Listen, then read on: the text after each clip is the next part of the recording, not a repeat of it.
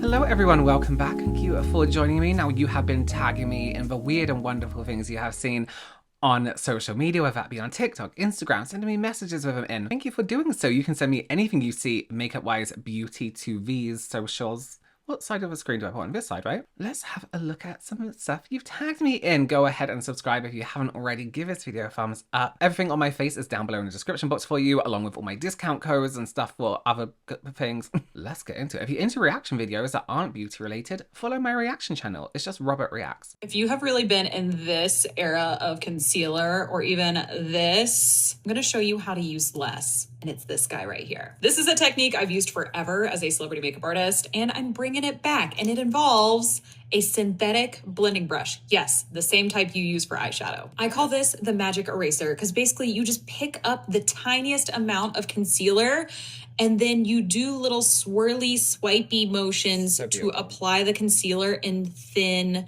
layers. And as you're doing that, it blends at the same time. And this is absolutely buildable. If you do one layer of this and it's not enough coverage, you can absolutely pick up a little more and build the coverage right where you need it. This works around the nose if you have any discoloration or redness. Same thing around the edges of the mouth. You can just blend it anywhere. I know the influencers be influencing, but using less product is going to be less cakey, get you less creasing. So if those are issues for you, I would give this technique a try. Okay, so this is Melissa Murdoch. I hope I said her last name correct. Must be tired of people tagging me in her content because they always do. She is a professional makeup artist with some incredible advice. This is how I was taught to do concealer years and years ago. Here's what I think people miss when they are doing concealer, right? Or even foundation.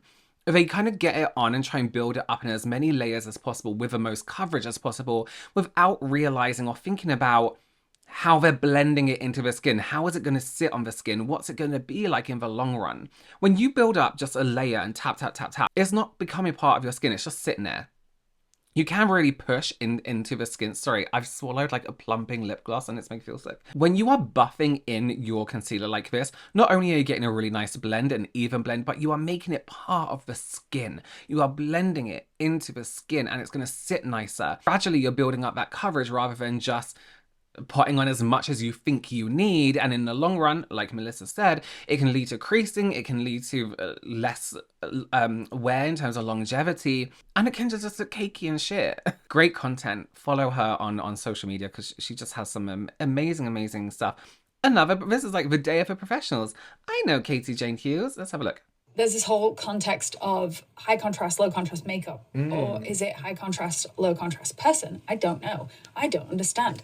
I don't really like it. I think if it works for you, great. If it doesn't work for you and you still can't understand what it means, you're not alone. Yeah. I saw my friend Kellyanne post a tidbit of thoughts about this context this morning, and it inspired me to do the same. There is so many trends that go viral on social media that I think can actually stifle you more than they can help you. So true. Case in point, I'm a makeup artist. She's a makeup artist. We both are so confused about this topic. I gave a little bit of insight into this topic to an editor last night, and she was also a little bit confused. She's writing a piece on it. I think that, me as a makeup artist, my ethos is just play. And because through play, you find out what you like and what you don't like. Sometimes when you play by too many rules, though, not play by too many rules.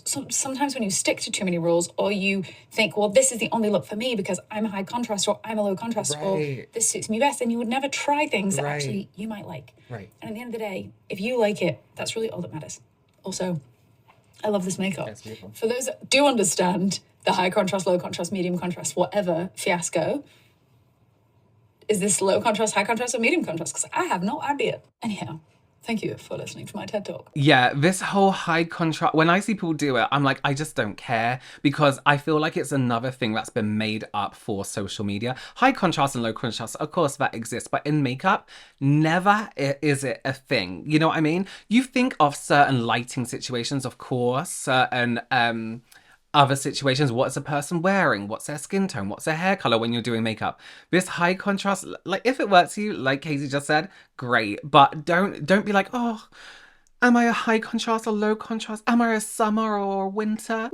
Like it doesn't, not bullshit. all of it bullshit. Just wear the colors that you like, that suit your eye color, your hair color, and you don't even fucking have to. As long as it's blended nicely, as long as you know, mix it all up, it's good. There's a way to make everything work. I always think in terms of color, there's different shades of one color. So you're always going to have a blue that suits you, a red that suits you, because there's different undertones off those shades, off those tones, off those colors. Whether you wear a lot of makeup or not a lot of makeup is, if it's done in the right way, it's going to suit you. Yeah. So this says on the screen, if you have a big forehead, contour like this. If you have a big forehead, this contour trick is for you. We're using the Wander Dualist Concealer. There's a stick concealer on one side, and this is what I'm going to show you how to do. So you're going to take your contour and you're going to bring it out to the sides of your eyebrows. The trick with this, I know it looks actually wild right now, but I got you. The trick with this is you're just going to take the brush that you would be using for concealer, anything that you use down here, you could use up here. You're just going to take it and you're going to bring it out. You're going to bring it out to the side, okay? And what we're doing is we're lifting the brow. I know you can see it. And we are stretching the eye. So when people look at you, they're almost like seeing like a wideness to this area, which typically would be lengthened. Does it make sense? Yeah. You got it? Good. Love that. Listen, I always think of like makeup, contour, blusher, things like that as clothing, right? You know, people say wear vertical or horizontal stripes depending if you want to be wider or slimmer. It's the same kind of idea with makeup. So if you have a round face that you want to slim down, you go this way. If you have a square or maybe a slim face that you want to widen, you go this way. Like with clothes. So that makes perfect sense. That paired up with a bit of contour around the forehead would be beautiful. Not only are you drawing attention there, but you're also elongating this way, something that's quite long this way. So you're pulling it out slightly. So that's a good technique. I really, really like that. I was today years old when I realized you're supposed to be doing your makeup according to your contrast level. Oh, no. You're not meant. This is a new thing. It's not true, but let's see what she has to say. Basically, you can be high, medium, or low contrast. And a makeup artist here on TikTok made a filter to help us determine which one we are. Well, thanks for that, because it's bullshit, and now we have everyone thinking that they need to do it. I would definitely say I'm between medium and low, but I'm gonna go for medium because my eyes are dark. For medium contrast makeup, I am filling in my brows, but I'm keeping it the same color as my roots. This contrast story has nothing to do with how much coverage you want for your makeup. I'm going with a BB cream. By the way, this is probably my favorite BB cream of all time. I'm going for a little bit of coverage, but I'm still keeping it pretty skin-like. For medium contrast makeup, we're not gonna contour. We're just gonna give ourselves some bronziness. Okay, so this is... Sorry. Medium contrast makeup is all about keeping the balance between your features. What is important... That should be for everyone. You keep a balance between your features. That's why you can do a heavy eye look, but balance it out. Keep the balance out. That's everyone's makeup look. Whether you're doing dramatic makeup, whether they want their eyebrows to be darker than their hair color, you balance it out through your makeup artistry and through color and through depth and through shape. For medium contrast makeup is a good blush. For me, something like this is a beautiful medium contrast shade. And when I blend it out, you can see we are keeping that face harmony going. With medium contrast makeup, we don't want to go too crazy on the eyes. I'm using this palette by Flower Nose, going with neutral pinky shades. I'm also pulling out a slight little smoky liner. I'm doing this using the eyeshadow, and you can see how it makes my eyes pop, but not in an overpowering way compared to the rest of my face. But what if you want that? You know what I mean? So if you did want that, if you're gonna overdo like dramatic eyes, but you want the rest, you know, calm, you just correct that. You maybe add some depth to just the arch of the brow. You maybe add a tiny bit of contour up in this area here to add some depth here. It doesn't have to be the whole cheek. You balance it out. It doesn't mean you need to add more something else. A makeup artist will tell you they can balance anything out. Then I'm taking the shimmer and I am putting it right here to kind of open up my eye a little bit. You need to find... I'm not arguing with her, by the way, because her makeup looks beautiful. I'm arguing about this concept. really good lip color. Medium contrast is perfect for something like Black Honey. This doesn't do too much, but it does just enough. I did already do blush, but I always like to add a little bit of Black Honey to my cheeks when I'm wearing it. As we can see, for a medium contrast, a lady like me, this kind of makeup isn't eating away the rest of my features. I do think this theory actually works because I do like this type of makeup on me. If you want to see low and high contrast, I can do that. And tell me, what do you think? Is this the look for me? I think that's a beautiful look on her. However, she's incredible at makeup. I've seen her wear more dramatic looks, and it looks great. There disproves medium, high, low contrast. In theory, perhaps there might be something behind it, but it's just not a rule. If you are unable, somebody came up to me saying that somebody who is like a medium contrast, whatever, I don't even fucking get it, can't ever do like dramatic eye makeup is unreasonable, because you can wear whatever makeup you want as long as it is done correctly and balanced out correctly. If you ever done eye makeup and you think, oh, that's a bit too much, you need to balance it out with something. And again, it doesn't have to be a dark lip or a nude lip. It can be just adding more depth to a brow. There's little tiny things that can blend everything really well together. There's not going to be one person who doesn't suit a look if it is done properly according to their features, skin tone, etc. You're not ugly. You just need to wear more makeup. I watched 100 videos on natural glam, all the way from 2010 to 2025. But you don't have time to watch a lot of videos, so this video is going to be under a minute and give you all the hacks. Be prepared and take notes. Tie your hair back. Skincare, under eye cream, primer. Use a new beauty blender every week. Close. She doesn't look old enough to be millennial, but this is given millennial humor. Foundation never applied directly on your face, put it on your hand. Done. Ah. Don't forget your forehead. Never put foundation under your eyes. You're gonna crinkle. But that's it. That's a good tip. Always have to be 2 shades lighter than your hair. Well, you can use your foundation under your eyes, just don't then put concealer on top. What did she just say? Never put foundation under your eyes. You're gonna crinkle. But that's it. Brows always have to be 2 shades lighter than your hair. Oh. Brows have to be 2 shades lighter than your hair. Imagine if my brows are 2 shades lighter than my hair. She can't do 2 shades lighter, but she has dark hair. You can do 2 shades lighter if you had no brows, but drawing something lighter on a darker brow, a pre-existing darker brow, is just going to look stupid. And a lot of times it's going to look a little bit red or grey. So match your brow. This thing where people match their brows to their hair isn't... Match your brow hair.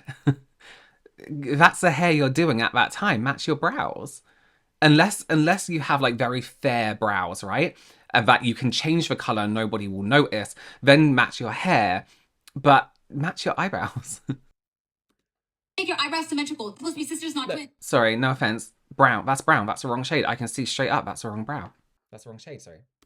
Mine are cousins. Second removed. Take toilet paper. Wrap your beauty blender. Have off excess foundation. 3 colors on your eyes. Light, medium, dark. Medium goes on the crease. Dark goes on that. Loose powder. Take a triangle. Grab loose powder. Push off the excess. Press like you would a booty against man. Do not press the forehead. Powder bronzer. Apply. Powder blush. Powder bronzer. Contour. I think I spoke about this build-up of powder products over cream. Unnecessary. If it doesn't last on your skin, it's not the right one. Find one that works. Here. Take translucent powder. Apply to forehead. Take press on powder. Clean up contour. Mascara. Apply mascara. Let mascara dry. Set brows. Always clean up brows. Apply highlight. Bridge of nose. Where the light hits. Eyelashes in half. Split lashes. Eyeshadow on the bottom. Remove eye boogers. Remove lip balm. Line lips. Apply lipstick. Apply gloss. Set face again. Sorry about that, everyone. Another creator whose work I am constantly tagged in. So many people use a lighter concealer under their eyes like this to brighten up this area. And I'm sorry to say, but this looks horrible, especially if you have proper dark circles and also your under eyes are hollow like mine. Like I have literally gaddas under my eyes. And nobody talks about this. Everybody's just blindly following trends instead of, doing makeup as per your own face structure. So first, color correct your under eyes. Can we... Oh, wait, he might mention it. Is extremely important. Otherwise, no matter how expensive your concealer is, your under eyes will always look ashy. Now, when you apply lighter concealer on hollow under... He's not going to mention it, but did you see how he applied color corrector and it wasn't bright orange? It was in tone with his skin tone and depth. Color corrector doesn't always have to be pure orange. It can be if it's orangey peach like he just used here, which perfectly neutralizes and warms up those deeper tones underneath the eye. So you can even use a darker concealer, because when you wear something darker on your skin, it looks orangey, right? Or it looks like, or if you have a deeper skin tone, it's just obviously too dark. Don't get rid of it. Use a tiny tap under your eye. You're almost neutralizing and evening out that the color under the eye, and then go on top with your normal concealer and then a lighter one if you wanted to. It highlights them more. And the point is, you don't want people to notice this hollowness, so you use a shade that matches your skin, that completely blends it to your skin. And now we take the lighter concealer, and instead of brightening the under eyes, we're going to create a bright spot on the cheek right in the center of the eye and on the cheekbone. Now join them while blending together. Creating those light points on the face. Remember, right? Light and color is a science. It's not just makeup. It works scientifically in the world and our eyes. Creating those light spots, depending what lighting situation you are in, is going to give you appearance of a brighter eye. And now the focus will shift from the hollowness of the under eyes to the cheekbone, and your face will look more lifted. And once you set your under eyes with powder, you can't even notice your under eyes so much. And see how he didn't cake on powder? The tiniest bit of powder on an eyeshadow blending brush? Beautiful. The idea is to draw attention away from your hollow under eyes instead of highlighting them. Save this video and follow me for more. Yeah, if you highlight the hollows of your eye, you're not just brightening them and everything's fixed. There is some work there that you have to do, again with light, because a hollow is depth, right? So you need to brighten areas around it. Really good advice. You know? Wait, Bella! What? What are you doing? Don't do that. Instead, what you want to do? Put some baking soda in a cup, then put your makeup brush in it, coat it in the baking soda, then add some vinegar. Don't do this. And watch it sizzle the That brush is fucked. bacteria away. Let it soak in there for about 5 minutes. Then grab a half a lemon and rub the brush against the lemon like this, like you're painting on a lemon. Then give it a quick rinse. Wrap it in a piece of paper towel. Grab a coat hanger, grab the brush, grab a hair tie, and wrap it around the brush on the coat hanger. Then hang it up somewhere and let it dry. Oh, here you go. Pick one. Oh, brand new, clean. You don't need to buy those makeup brush cleaners that contain toxic chemicals. Are you going to be doing this round? Yeah, sure. You will. The toxic chemical people need to fucking stop. I wouldn't hang a coat hanger off an electric light that's made from metal. There's some real issue there. That's going to ruin your makeup brushes, just so you know. Soaking it like that will ruin it. Lemon, why? Why do you need lemon? Can I just say something? If you're following anyone who's like toxic chemicals, please just unfollow them. Please just unfollow them.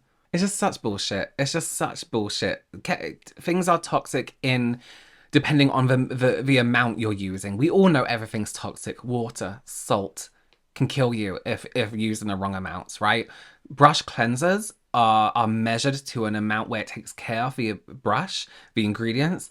It's not going to damage your skin, anything like that. What might damage your skin is some lemon juice. Lemons aren't monitored. They're not, no one's monitoring the levels of acids in one lemon. Nature grows it. It does what it wants to do. Stupid. I hate people like that.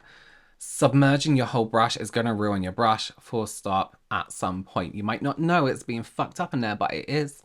All right. Well, thank you so much for joining me. Please do consider subscribing. Give this video a thumbs up. Tag me in anything you see or send it to me by message. And I will see you in the next one. Bye!